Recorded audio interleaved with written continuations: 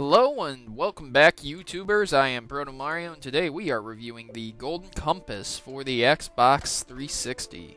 This game was published by Sega and developed by Shiny Entertainment.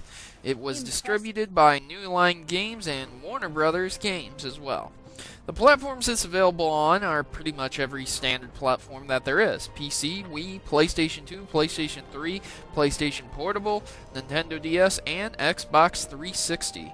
It was released November 30th, 2007 to Europe and December 4th, 2007 to North America. The game modes that are included in this game are single player and multiplayer for the DS version. It is of the action-adventure genre. Basic scores gave it a pretty poor charting. It is not scored over well at all. Each version of the game really never exceeded 5 out of 10, so that basically gives you an idea of the overall game value you're seeing here. The PSP version being the worst of the bunch, receiving a 2 out of 10. Nintendo Power even agreed with GameSpot's review on the Wii version, giving it a 4 out of 10. This is an absolutely terrible game, but you can't really say that it offered something that you would expect it to offer other than what it kind of presents itself as. You play through the Golden Compass, and even though everything may not be 100% based upon the movie, but rather the book, players assume the role of Lyra Belacqua and Lyric Byronison. I'm not really good with those names, but yeah. As they attempt to get the Golden Compass to her uncle, Lord Asriel, which she presumes is what the master of Jordan College wanted her to do, and save her friend Roger from General Blashian Board. In some sections of the game actually follows the book more closely than the film. The sequence with the Bolvangar and Salvangard are switched in the film but remain unchanged in the game. There is also some of the ending unseen in the film shown in the game, which makes the game a little bit more if you really like the Golden Compass. The fact of the matter is, guys, this is an action-adventure game where all you do is press buttons.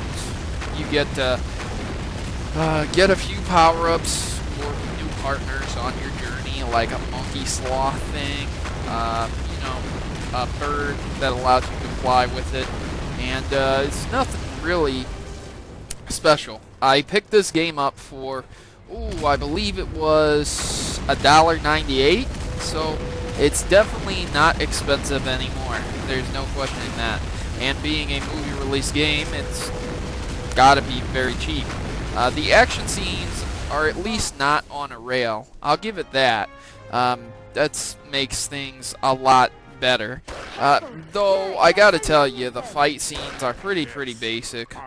You fight some wolves, and some of the other fight scenes may get a little bit more in depth with it, but it's not anything outside of pressing a bunch of buttons and winning and killing the enemy. That's fairly to say exactly what the game's going to be about. You bash some enemies, move on, bash some enemies, move on, bash some enemies, move on. At some points and parts in the game, as you can see, you will be playing as the girl without the aid of the bear. And instead, you'll have the aid of other friends with you, like the sloth. And each one of these little animals that helps you out does individually different things. Controls-wise, there's no lag time in pressing the buttons. There's nothing bad like that. Graphically speaking, it's definitely behind the times because it is a 2007 release. And sound-wise, there's very little music, even though it is a big-budget game because it is published by a movie-producing company. And maybe it's not a big-budget game, but it definitely should have licenses for some music. And the music is very minimalistic, as well as the sound effects. And the fights between the Eskimos and her are just hilarious. All you do is dodge them, and that's it.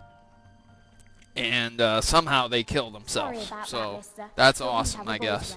The enemies, the AI is a joke in this game, and to say the least, it's a game that you will definitely not want to pay more than $5 for.